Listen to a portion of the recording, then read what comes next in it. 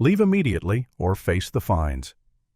That's how I was greeted on the very first day I moved into my new house.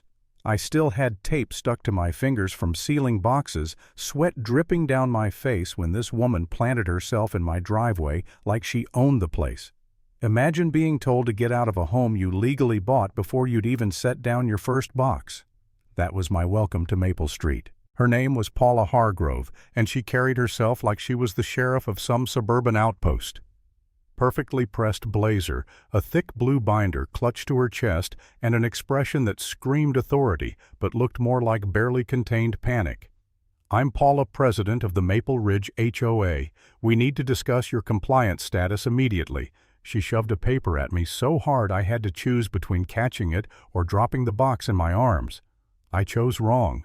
The cast iron pan inside hit the concrete with a clang that rang through the garage like a church bell of doom. Paula lit up at the sound. "Noise violations, disruptive moving practices. This is exactly what I'm talking about." I stared at her, still trying to process. "I just got here," I said, but she didn't care. She whipped out that binder like it was holy scripture. "Welcome to the compliance manual. You have 30 days to sign acknowledgement or face daily fines starting at $50. I flipped through pages of single-spaced rules about mailbox colors and lawn height, muttering, "This binder's thicker than a bridge manual." She nodded like I'd complimented her. That's when I pulled out my phone. I'd downloaded a property boundary app before moving in just to be safe. The red line overlay showed something interesting. My house wasn't actually inside the HOA's jurisdiction. So I asked her point blank, "Show me where in my deed it says I owe you a dime." She blinked rapidly, clearly not expecting pushback. "Your deed is irrelevant. Property ownership comes with community responsibilities." And just like that, I realized this wasn't about grass height or mailbox colors. This was about control. The days that followed proved me right. Paula started circling my house like a hawk. One morning I woke up to find a bright yellow compliance violation sticker slapped on my trash bin. Another day she stood across the street with her volunteer team clipboard in hand, scribbling notes about my stacked moving boxes. Then came the so-called petition to remove non-compliant resident already drafted before I'd even unpacked. The signatures, half of them identical handwriting. When I held it up for the neighbors, murmurs spread fast. Paula snatched at it, stammering, "This isn't official, it's preliminary community feedback." But the damage was done. Still, the harassment kept piling on. 3 days later, my trash bin was skipped on collection day. Bags of coffee grounds exploded across Mrs. Peterson's pristine driveway while Paula drove past twice, phone out recording. I stood there holding a rake, humiliated, wondering if she'd won. I'll admit in that moment, I considered giving up selling the house, moving on, letting her win. I asked myself if maybe I was the problem. Maybe it would be easier to walk away than keep fighting someone who seemed to have the entire neighborhood in her grip. But then something shifted. Mrs. Peterson came out with a roll of paper towels. She didn't say a word, just knelt down beside me and helped clean the mess. When she finished, she gave me a look that said, "This isn't your fault. We both know it." And that was the crack in Paula's wall of authority. Soon after, my neighbor Lena, an attorney, showed up at my garage. She studied the county plat map I'd taped to the wall, comparing it to the app on my phone. "He's outside the HOA," she said firmly. The Petersons leaned in too, eyes wide. More neighbors trickled over. The garage stopped being a storage space and turned into a command center with map screenshots and photos pinned like a detective board. Paula's narrative was unraveling. She escalated anyway. First, it was the trash company. Turns out she'd called them, directly claiming authority over the entire street, even houses outside her jurisdiction. Then came the mailbox stunt.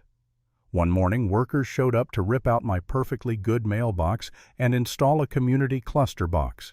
Paula hovered nearby in a reflective vest like she was directing a military operation. But there was one thing she didn't count on. Mailboxes aren't HOA property. They're federal. I called the postmaster. Within an hour, he arrived, uniform, crisp badge gleaming. He marched straight to Paula and slapped a bright red violation notice onto her clipboard.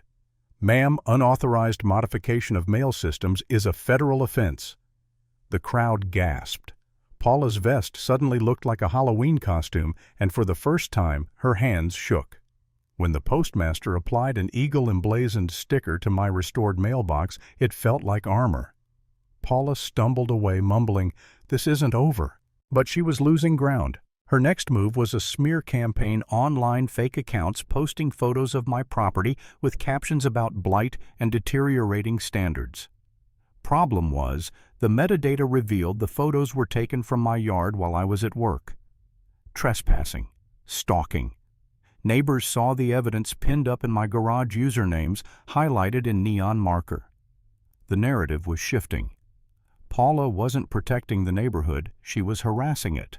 Still, she called for an emergency community meeting. Chairs lined up, podium set, flip charts ready. She came armed with scare tactics about property values tanking because of me.